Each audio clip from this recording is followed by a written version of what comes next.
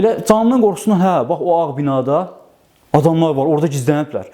Gedək lap mən öldürüm onları. Deyir ki, gedək lap mən öldürüm onları. Biz gedəndə düşmənin xəbəri yox idi. Biz dərənin yuxarısı hissəsinə gedirdik. Dərənin aşağısında ermənilərin səsi gəlirdi. Biz ağıllarına gəlməzdi ki, biz ora gəlib keçərik. Elə zajqakan salıb təzəcə mən ora silib bağlamaq istəyirdim ki, düşmən bizim işıq saldığımızı gördü. 2 dənə minamyot düşdü yanımıza. Tap belədi, bizi çaxdı. Mənim özümü də, Əmin Həmidi də götürdü, yaralını da çırpdı qayaya. Biz bu Vətən müharibəsi başlayanda artıq ayın 27-si idi. Biz səhər razılıqda bizə dedilər ki, orada artıq əməliyyatlar başlayıb, hərbi əməliyyatlar, ordumuz irəliləyir. Bizə onda hələ tapşırıq gəlməmişdi. Biz sanki düşünürdük ki, bizi aparmayacaqlar. Naxçıvan əlahiddə bir yer olduğundan düşünürdük ki, biz döyüşdə iştirak eləməyəcəyik. Hər kəs sifətində qəmginlik var idi. Biz necə xüsusən atıyıq ki, döyüşdə iştirak eləməyəcəyik. Nə günlərə biz təlimlərdən keçirdik, nə üçün hazırlaşırdıq, bu vətən müharibəsində niyə getmirik? Yəni uşaqlar deyinirdi bütün gün komandaya ki, biz də gedək. Mən də özüm də yazıldım könüllü ki, həkim kimi lazımamsa, heç olmasa məni göndərin ora, gedim həkim kimi fəaliyyət göstərim. Xəbər verəcəyik. Elə bir neçə gün aradan sonra həyəcan verildi bizə. Toplandıq. Biz fikirləşirdik ki, Naxçıvan tərəfdən yəqin ki, postları gücləndirmək üçün və yaxud da Kərki istiqamətində, Kərki bizim o vaxtdan ermənilər tərəfində qalan kəndimiz idi. Yəqin o istiqamətdən biz də hücuma keçəcəyik. Ən azından bir döyüşün bir qulpuna yapışacaq ki, uşaqların üzərində çox böyük sevinç var idi. Mən və mənim felçerim var idi, Şirin Elmin. Çox sevinirdik ki, axır ki, biz də döyüşdə iştirak edəcəyik. Və həyəcan verildi, hər bir şey yığıldı, dərman, iynə, silahlar, sursatlar və maşınlar tərpəndə deyirlər ki, istiqamət aeroport. Biz çox sevindik onda. Aeroport deməli biz gedirik. Və bizdən sağollaşdılar, bizi yola saldılar oradan. Tehran Mənsumunun başçılığı altında biz gəldik Bakıya gecəliyinə. Orada hərbi hissədə qaldıq və səhər tezdən düz Cəfər xəttinə yollandıq. Mən ilk günlərdə Naxçıvanın xüsusi təyinatlı qüvvələri ilə bir yerdə döyüşdüm. Ancaq sonra Yaşmanın həkimi yaralandığı üçün məni götürdülər Yaşmanın tabeliyinə və mən Yaşma ilə birlikdə hərbi əməliyyatlarda iştirak edirdim. İlk hərbi əməliyyatımız Cəbrayıl, Xocavənd bu istiqamətlərdə başladı. Xocavəndin Edilli kəndini işğaldan azad etmişdik. Həmin kəndin yuxarısında, təpəlikdə, yuxarıda qəbristanlıq var idi. Biz orada mövqeləndik. Qəbristanlıqda mövqeləndik və onlar minamyot atəşi, top atəşini həmin yeri tuturdular onda. Elə bir ki, təpənin arxası düşmən idi. Biz də təpənin lap yuxarısına mövqelənmişdik. Orada deməli, bizim ərzaq maşınları gəldikcə, ərzaq maşınlarının vurduqlarından, sursat maşınlarının vurduqlarından bizim ərzaqda biraz bəzi problemlərimiz yarandı. Komandirdən icazə aldıq. Orada Dilsuzlu Orxan var idi. O da həkim idi, mən də. İkimiz də orada komandirin yanındaydı. Komandir icazə aldı ki, komandir bəlkə kəndə düşək. Bir kişiyə götürək kənddən. Düşdük kənddən bir iki hinduşkadan, toyuqdan tutduq, gətirdik. Biz yuxarı qalxan kimi həmin evin yanındakı yeri topla vurdular. Ondan sonra komandir dedi ki, bir də kəndə düşməyin, mənim yanımdan ayrılmayın, lazım deyil həkimlər belə şey. Biz orada elə götürdüyümüz şeylərdən yemək hazırlayıb özümüz üçün pişirirdik ki, bir də gördük, Naxçıvan xüsusi təyinatına 2 nəfər, 1 nəfər əsiri gətirir. Yaşlı, hardasa 50-60 yaşlarında bir nəfər olardı. Əsiri gətirdilər bizim yanımıza. Və komandirlər onu dindirməyə başladılar. Kəndin içindən çıxdı. Halbuki o biz kəndə düşüb gəlmişdik. Kəndi biz boşaltmışıq, ancaq kəndin içində demək hələ insanlar qalmış. Biz gördük ki, onun bu hissəsində avtomat remeyinin izi var. Özü də döyüşən biridir. Yaşlı olsa da döyüşürdü. Həm də Qarabağ müharibəsində döyüşüb. Danışdırmaya başladıq. Mən orada nəyə qeyd eləmək istəyirəm? Biz ondan soruşanda ki, kənddə adam varmı filan, insanların satqınçılığından. Elə canının qorxusundan, hə, bax o ağ binada adamlar var, orada gizləniblər. Gedək lap mən öldürüm onları. Deyir ki, gedək lap mən öldürüm onları. Yəni, satqınçılıq da olar, amma bu dərəcədə yoxdur. Yəni, gedək lap mən öldürüm. Yəni, sağ qalmanın dərdindən yanındakılar da satdı, öz həmkəndlilərin filan. Biz 2 gecə həmin yerdə qaldıq, həmin qəbristanlıqda qaldıq. Deyəsən bizim mövqeyimizi bilmişlər, başladılar qəbristanlığı atəşə tutmağa. Və biz qəbir daşlarının arxasına gizləndik. Biri lap yaxınımıza düşdü. O qəbir daşı minamyot qəlpələrini saxladı, amma torpağı bizim başımızın üstündən töküldü. O qəbir daşlarının hesabına biz qəlpə yarası almadıq orada. Sonra yenə irəliləməyə başladıq. Çanaqçı kəndi istiqamətində irəliləməyə başladıq. Rəhmətli şəhid polkovnik leytenant Əliyev Anar da öz dəstəsi ilə bizim yanımızdaydı. Mən də onun tabeliyində gəlmişdim döyüşlərə. Onlar Xocavəndin Tuğ kəndə istiqamətdə döyüşlərə getmişdilər.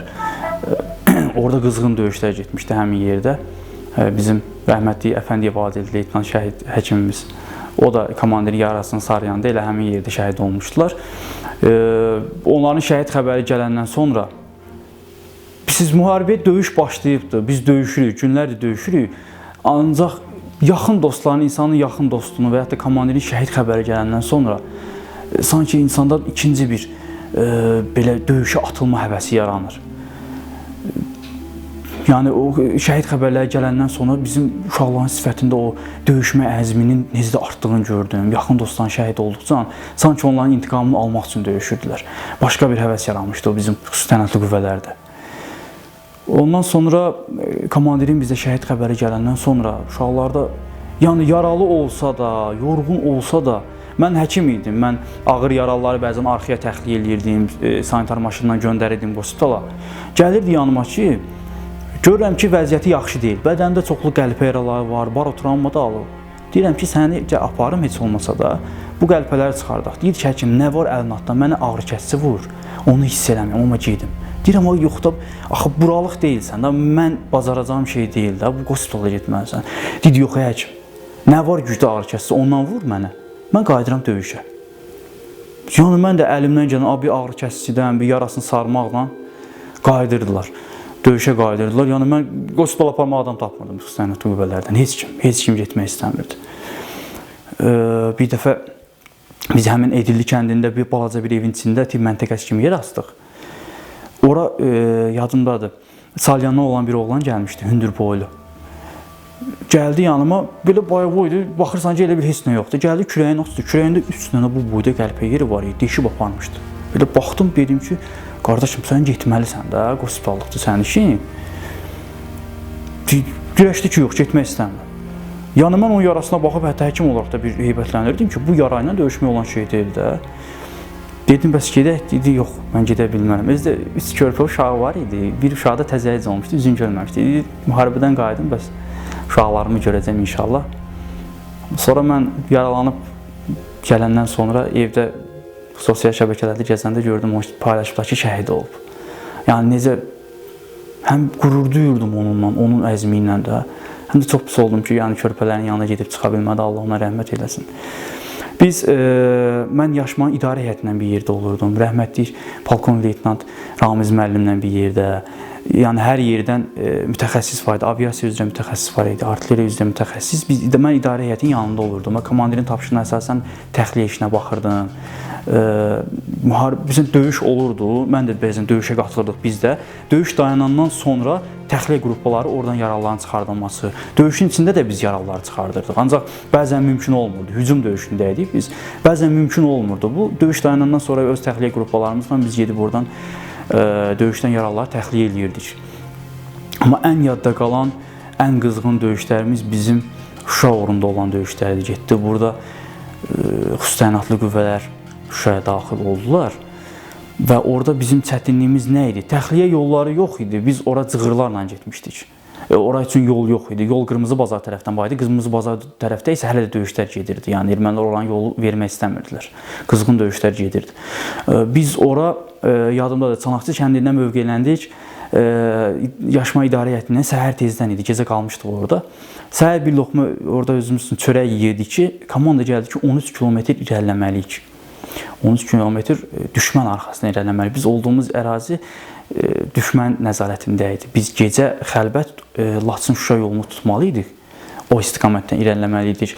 Əsas qüvvələr Daşaltı istiqamətdən Şuşaya daxil olacaq. Biz isə düşmənin arxasına keçib, bizim orada olduğumuzdan düşmənin xəbəri olmamalıydı. Biz arxa istiqamətdən düşməni çaşdırıcı manevr eləməliydik. Və 300 nəfərlik heyətlə, içində də tək tibb personalı mən idim. Heç sanitar da yox idi, yalnız həkim mən idim. Biz 300 nəfərlik heyətlə səhər saat 10-da başladıq hərəkətə. Düz səhəri gün saat 6-ya qədər dayanmadan gecəni yol getdik. 300 nəfərlik heyətlə və getdiyimiz yol hava yolu 13 kilometr idi. Biz dərəli, təpəli hesablayanda bəlkə də neçə kilometr biz yol getmişdik və üzərimizdə daşıdığımız tək şey kornetlər idi tank əleyhinə. Qalan bütün silah, sursat filan, yüngül silahlar idi üstümüzdə və silah, sursat. Mən də sumkamda bilirdim ki, tək həkim personalım mənəm orada və mənə çox dərman lazım olacaq. Mənim sumkam sistem, pambıq, bint, ağrı kəsicilərlə dolu idi. Sursatı az götürmüşdüm.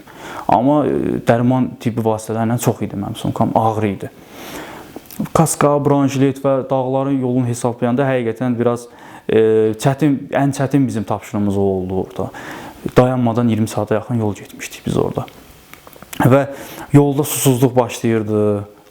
Necə tərliyirdi. 5 dəqiqəlik fasiləyə dayananda əlini atırdın ki, bütün sudur paltarın, amma kaska branjiletin altında da onu yəni dəyişmək olmurdu. Yenə irəliləyirdik biz dayanmadan.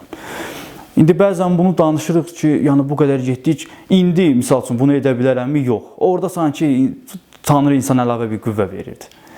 Əlavə bir qüvvə verirdi və bizim 300 nəfərlik heyət 052-nin xüsusi təyinatlıları idi, daxili qoşundan xüsusi təyinatlıları idi, bir də Naxçıvan xüsusi təyinatlı qüvvələri idi, yəni oradan seçilmiş qüvvələr idi ki, biz o istiqamətdə irəliləyirdik.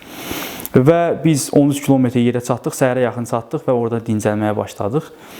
Biz gedəndə düşmənin xəbəri yox idi. Biz dərənin yuxarısı hissəsinə gedirdik, dərənin aşağısında ermənilərin səsi gəlirdi. Onların xəbəri yox idi ki, biz artıq ora gəlmişik, ağıllarına gəlməzdi ki, biz ora gəlib keçərik. Və biz çatdıq Laçın Şuşa yolunda, onda maşınlar hələ də işləyirdi. Ermənilərin mülki maşınları filan xəbərlər yox idi, amma biz yola nəzarət edirdik.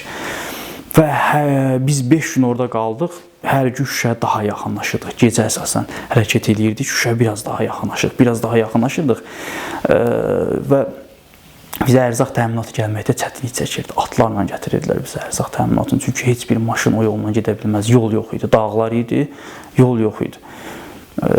Və biz Şuşaya girməyə ayın 4-cü günü idi, səhv eləmirəmsə, artıq Şuşaya yaxınlaşmışdıq. Düşmənin xəbəri oldu ki, biz o ətrafı hissədəyik və ətrafda olan, qabaqda olan bizim qüvvələrimizi minamyot yağışına tutmağa başladılar. Komandirə rasiyadan çıxdılar ki, komandir olduğumuz yeri minamyotla vururlar, artilleri dəstəyə gəlsin bizə. Və bir şey də qeyd edeyim ki, Şuşada dronlar işləyə bilmirdi. Çünki Şuşa çox dumanlı bir yer idi. O mahnıda deyilir, Şuşanın dağları başı dumanlı.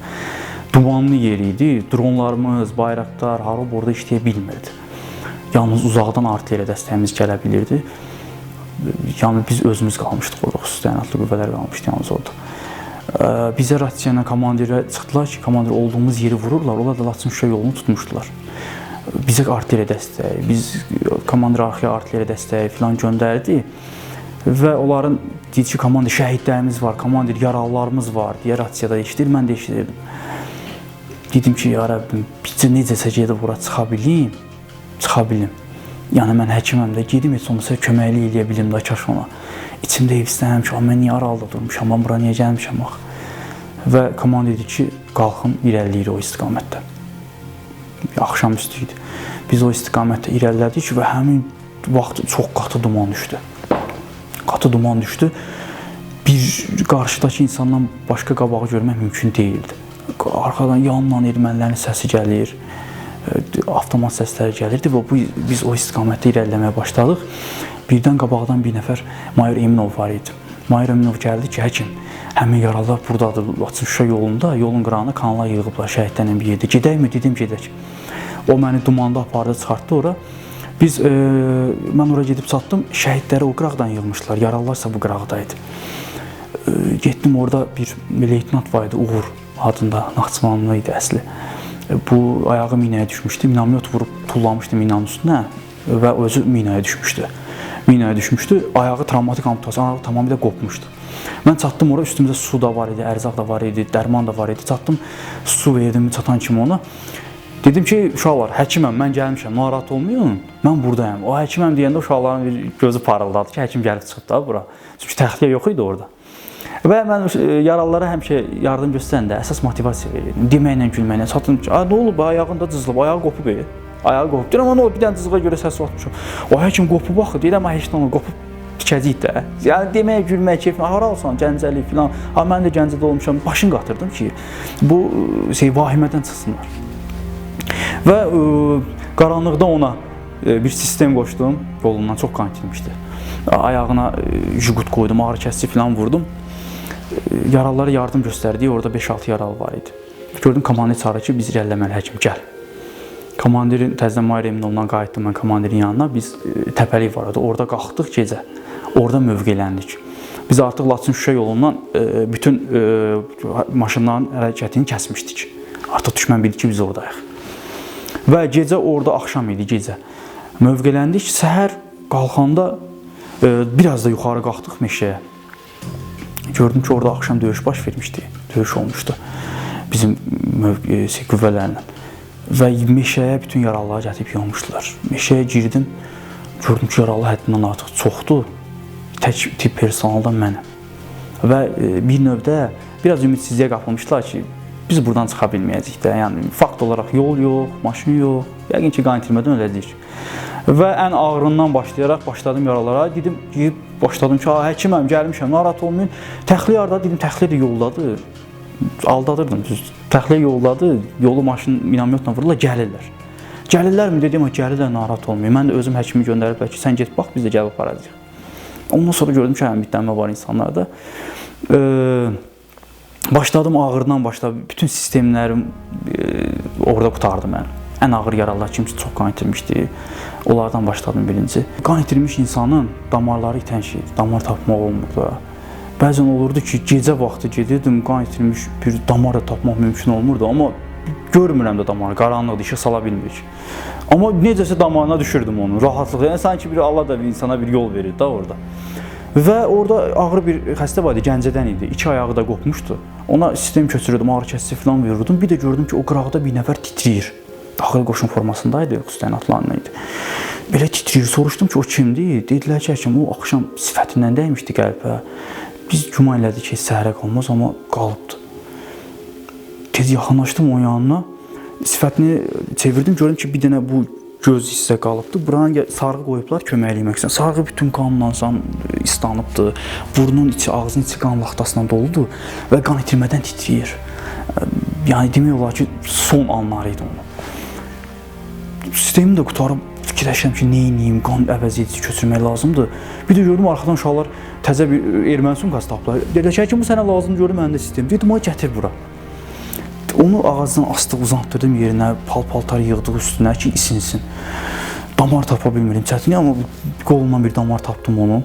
Sistemi qoşduq, ağrı kəsici də vurdum. Başladım bu dünəndən qalan o sarğını açmağa da. Bir dənə soruşdu ki, həkim ağızda doludur, gözüm çıxıb. Dedim, gözdə yox, narahat olma. Açdım, gördüm ki, bu hissədən qəlbə dəyib, amma göz salamat içər. Dedim, yox, gözün də narahat olma, yerindədir. Sifətini təmizlədim, burnun için laxtalarını falan təmizlədim. Gördüm, rahat nəfəs almağa başladı və sistem getdiyini gördüm ki, yanaqları qızarır. Uşaqlar artıq onu gecədən öldü bilmişlər hətta onu ki, yəni o yarayla qalmaz da. O tozdan tökdüm, antibiotik falan, təmiz bir sarğı ilə də başımı bağladım onun. Sumkamda yemək var idi, konserva, onu qaşıqla ağzına yedizdirdim o şeydə olduğu müddətcə. Uşaqlar harınsa su tapdılar. Sən Allah getirir elə bir o momentdə. Su, biz heç birimiz su yox idi. Bir gördüm bir belə su. Kimsə içmək istəyirdi, əlindən aldım ki, gözdə yaralılar var, hara içirsiniz? Yaralılara içizdirdim o suyu da. Qurtum, çox içizdirəndə də kan itirmə baş verir, özünüz bilirsiniz ki. O yeməyi verdim, söylədim, gördüm ki, yanaqlarında bir qızarma var artıq. Rəngi özünə gəlir də, isinməyə başladı. Dedim, isinirsən, dedi, hə. Ondan sonra rahat nəfəs almağa falan başladı. Hər yerdə uzatmışam. Meşənin içi mənə elə bir ki, bir qospitalım idi. Hər ağacın dibində uzatmışam yaralılarımı. Yemək yedizdirəm ağzına. Siz o momentdə nəyə fikirləşirəm? Mən də set olanda evlə, anamla danışırdım. Mənim 25-26 yaşım olsa da, mən həkim olsam da, zabit olsam da, görürsən ki, ananın gözündə hər kəs bir körpə uşaq kimidir də. Neçə yaşın olur olsun. Fikirləşirdim ki, indi bu anaları, bunları bu halda görsəydi, necə könlü yanardı da. Elə bir ki, bir ana qayğısı ilə deyim, bir ata qayğısı, bir qardaş qayğısı ilə öz doğmam kimi yanaşırdım ki, tək həkimlikdən getmir söhbət orada. Onu susuzlayıb, haradasa su tapıb gətirirdik, yemək verirdik, üstünü örtürdük ki, isinsin də. Və tez-tez soruşdu, təxliyə edim olacaq, narahat olmayın. O gecə onlar orada qaldılar. Hava qaralırdı artıq. Ta səhər baş açılandan gecəyə qədər 80-ə yaxın yaralı var idi orada. Yardım göstərdim. Yüngül olanlar da var idi, yüngül qəlbə, ağır olanlar da var idi. Şəhid olanlar da var idi, onlar da yığılıb bir qırağa. Və 4-dən 5-dən 6-sına keçən gecə Şuşaya giriş əməliyyatı planlaşdırılırdı. O kanatla qalxacaq uşaqlar artıq hər şeyə hazırlanmışdılar. Biz 300 nəfərlik qrupa ilə Laçın-Şuşa yolundan gedəcəkdik. 600 nəfərlik heyət isə Daşaltı istiqamətdən. Daşaltı istiqamətdən əsas qüvvə idi. Düşmən oranı hədəf almışdı. Amma bizim burada olduğumuzu çox güman eləmirdi. Biz düşməni arxadan sarısız zərbə endirəcəkdik. Hava qaralmışdı. Bir də gördüm, biz hündürlükdə idik. Bir nəfər bizi Naxçıvan heyətindən çağırırdı. Çağırdı mənə ki, həkim bir nəfər dərədə var, yaralanıbdı. Başından yaralanıb, biz onu gətirə bilmirik, sən özün getməlisən ona. Əlində də avtomat var idi, mən avtomatımı qoydum, dərman vasitələri götürdüm. Düşdük dərəyə düşdükcə dedi ki, həkim, ehtiyatlı ol, buranı tapdama. Gördüm ki, PK-nın başında bir nəfər şəhid var orada. PK-nın başında döyüşdü, şəhid olub üstünü örtüblər. Yəni, şəhidlərin arası ilə ehmalca orada döyüş getmişdi qızğın. Getdik, onun yanına çatdıq. Dərədə idik biz artıq. Təpədən yola düşüb, oradan da dərəyə düşmüşdük. Qaranlıq vaxt idi, sifəti bütün qandı. Mən görə bilmirəm ki, qan hardan axır, hansı hissəsindədir də. Dedim ki, gəl bunu çəkək kolluğa, zajqalka ilə yüngül işıq sal, mən görüm qan axma hardandır, sonra yardımımı göstərim. Elə biz çəkdik kolluğa onu, gördüm ki, bu hissəsində onu da almacığından dəymişdi və halsız vəziyyətdə idi. Elə zajqalkanı salıb təzəcə mən ora silib bağlamaq istəyirdim ki, düşmən bizim işıq saldığımızı gördü, 2 dənə minamyot düşdü yanımıza, tap belədi, bizi çaxdı. Qayalıq olduğundan onun qəlpələri bizə gəlib dəymədi, amma mənim özümü də, əmin Həmidi də götürdü, yaralını da çırpdı qayaya. Tez biz mövqeyimizi dəyişdik, çəkdik bir yerə, bir neçə minamyot yenə düşdü yanımıza. Ondan sonra mən onu tez başını sarıdım, ağrı kəsici filan vurdum. Həmidin avtomatını mən götürdüm qabaqda ki, sən yaralını götür, mən də avtomatla yol açım. Və onu biz yol qırağına gətirib çıxartdıq. Mən artıq qalxmalı idim bayaqki mövqeyimizə ki, axşam hücum olacaq, gedim orada mövqeyinlək. Qalxdıqca mən yolu azdım, qaranlıq idi, daha qalxıb tapa bilmirdim onları. Rəhmətli Cəfərov Ramizi çağırmağa başladım ki, Ramiz müəllim, gördüm səsləyir ki, həkim buradayıq, gəl. Mən qalxdım Ramiz müəllimin yanına, həmin gecə biz Şuşaya giriş planı hazırlamışdıq. Naxçıvan xüsusi təyinatlarından orada nümayəndə gəldi, daxili qoşundan nümayəndə gəldi. Ki, orada giriş planını axırıncı dəfə dəqiqləşdirmək üçün də. Biz idarə heyəti olaraq və daxili qoşundan bir qrup isə orada dağın başında mövqeylənmişdik. Biraz daha arxadaydıq biz. Orada PKK-nikləri mövqeyə qoymuşduq, snayperləri ətrafa qoymuşduq. Amma əsas döyüş qüvvələri ki, bayaq o qruplar, qüvvələr bizdən təpənin aşağı hissəsində Laçın-Şuşa yolu istiqamətdən mövqeylənmişdilər ki, hücumda Şuşaya girəcəyik.